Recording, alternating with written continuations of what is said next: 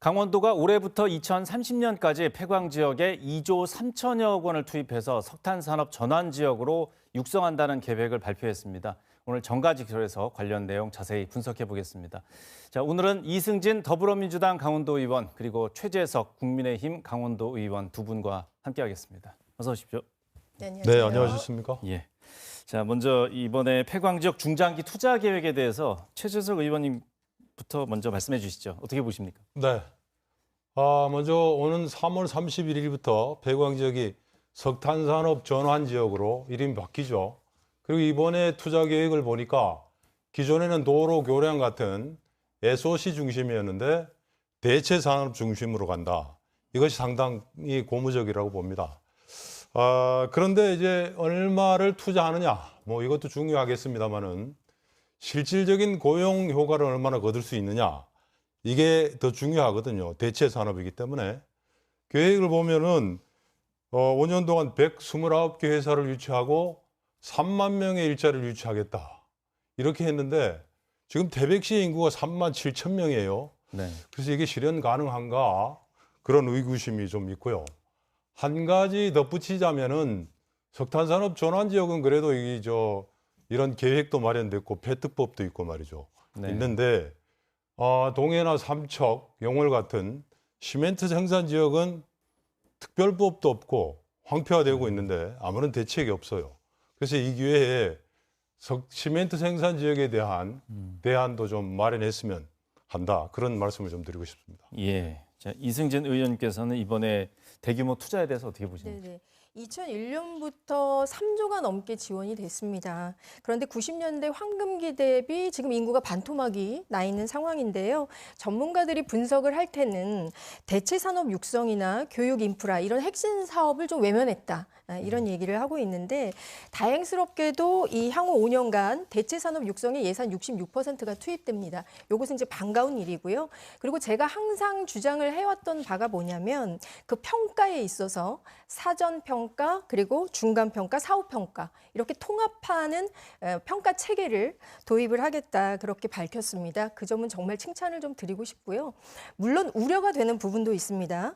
탄광 지역 발전 지원 센터라는 것이 있는데요. 여기를 컨트롤 타워로 해서 민간 평가 자문단과 협업을 한다는 그런 도의 방침을 가지고 있습니다. 그런데 저는 좀 미흡하지 않나라는 생각이 드는 게 이 발전센터의 인원이 총 6분이에요. 거기에다가 또 한 분만이 센터장, 2분만이 정직원이고 나머지 연구원 5분은 계약직입니다. 그러면 턱없이 그 인원도 부족한 데다가 불안정성, 이 계약직이다 보니까 그런 문제가 있는 거죠. 그리고 폐광 지역은 도시 재구조화가 필요하기 때문에 경제 산업뿐만 아니라 교육, 문화, 관광, 보육, 교통 이러한 모든 분야의 전문가가 센터에 포함이 돼야 된다. 이런 생각을 하고 있습니다. 그래서 그동안의 센터는 좀 미흡했다라고 평가를 하고 싶고요. 앞으로는 종합적인 기획 조정 능력을 갖춘 그런 센터로 탈바꿈하기 위해서 많은 고민을 해야 된다. 이런 것을 집행부에 좀 충원을 드리고 싶습니다. 조직부터 제대로 만들어야 된다. 네네네. 그렇죠. 예.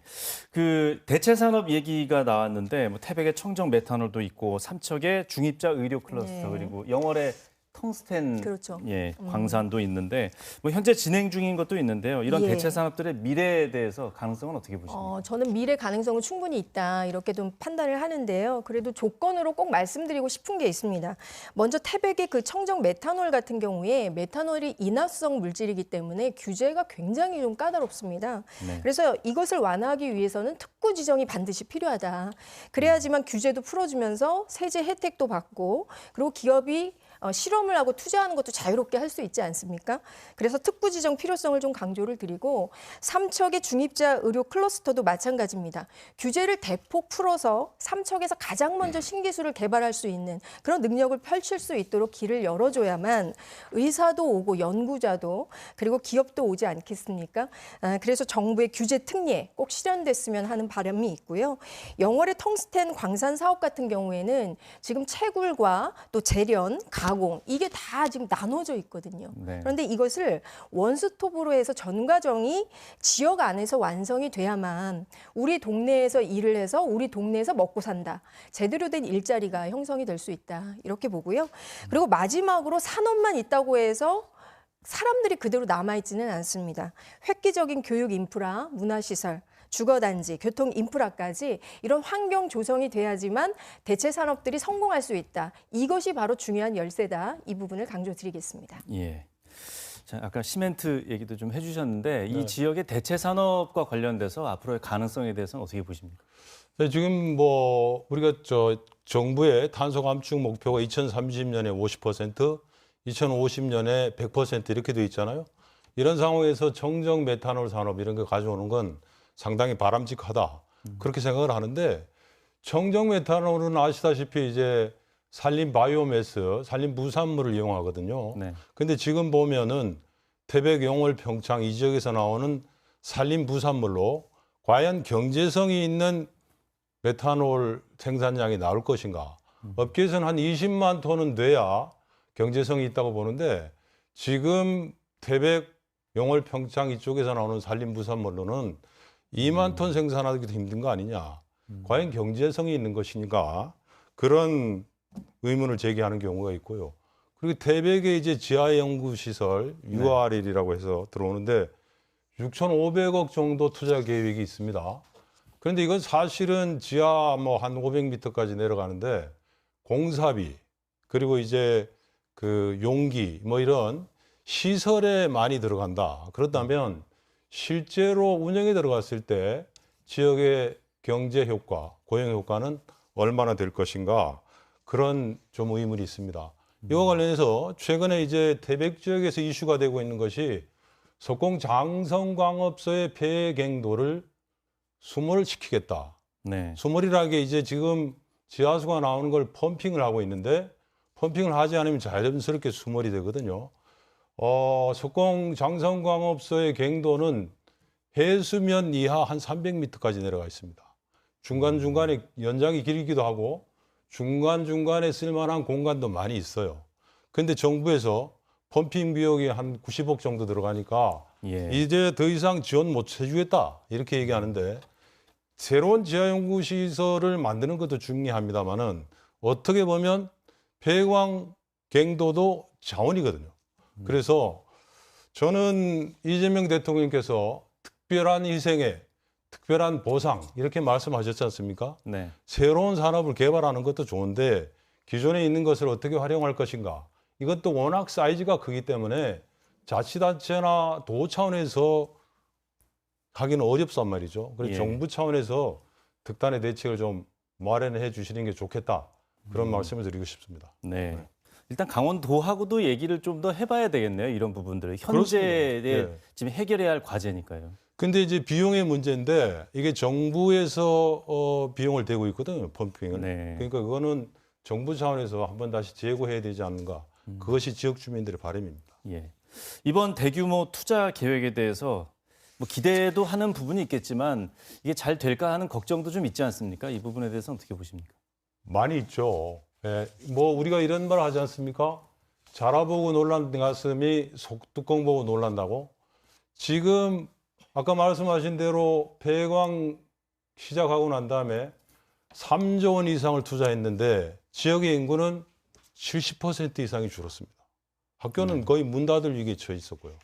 그러니까 이번 일이 제대로 되겠는가 그런 걱정이 있고요. 최근에 정말 걱정거리가 하나 늘어났는데 정부에서 산업부에서 우리 강원랜드가 유일한 폐광 지역의 대체 산업이라고 할 수 있어요. 강원랜드에서 지금 유보금이 한 3조 원 정도 가지고 있는데 네. 이 가운데 2조 6천억 정도를 석탄공사 부채 상환하는 데 쓰겠다. 이런 계획을 발표해서 아주 평지 풍파를 일으키고 있거든요. 저는 이래서는 안 된다고 봐요. 또 일각에서는 전북의 새만금에 내국인 출입 카지노를 만들어야 된다. 이런 주장을 하고 있거든요. 그래서 저는 오히려 강원랜드의 규모를 키우고 이익을 늘려서 이것을 마중물로 해서 폐광 지역에 온기를 넣어야 되는데 이거 좀 잘못된 방향이 아닌가 그런 지적을 하고 싶습니다. 예.